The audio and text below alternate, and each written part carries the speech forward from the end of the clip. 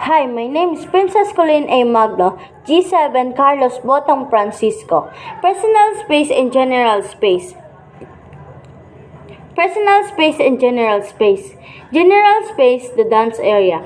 Personal space, or also called kinesphere, the area of space occupied by the dancer's body.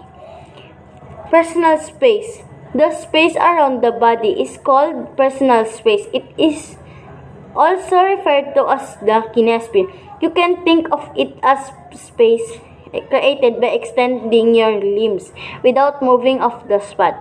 When you perform non-locomotor movements, you do so in your kinesphere. Your kinesphere moves with your body as you perform locomotor movements.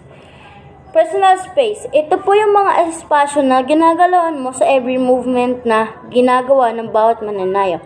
Visible ang personal space na tinatawag natin through movement. It is also called as kinesphere. Mostly, ang personal space po ay ginagamitan ng malalaking galaw, kaya dapat ay may sapat na space sa lugar na ginagalawan mo. Ang limb ay may malaking contribution sa pagkakaroon ng personal space. Whether it is locomotor movement, which occupies spaces, or non-locomotor, which does not occupy space. For example, our social distancing. Di ba may sinasabi na 1 meter distance sa pagitan ng bawat tao? So, kalahati ng 1 meter na iyon para sa iyo.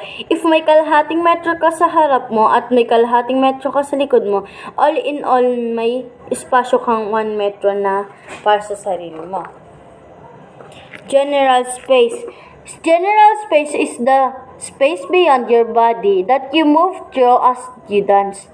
Active space refers to general space that has been given meaning. For example, a dancer gestures out into the space as though there is something or someone there. General space. Ito naman ang espasyo na pinagsasaluhan natin from the word itself, or general in Tagalog, pangkalahatan. Tinatawag din itong active space. If a dancer happens to share a space from another dancer, it is okay as long as both of them maintains the distance, for spacing is important in blockings. For example, dito ay ang social distancing ulit. Sa 1 meter na distansya sa iyo at sa katapat o nasa likuran mo, iyon ang tinatawag ng general space. Dahil sa 1 metro pagitan nyo ay dalawang share doon. Ayun lang po.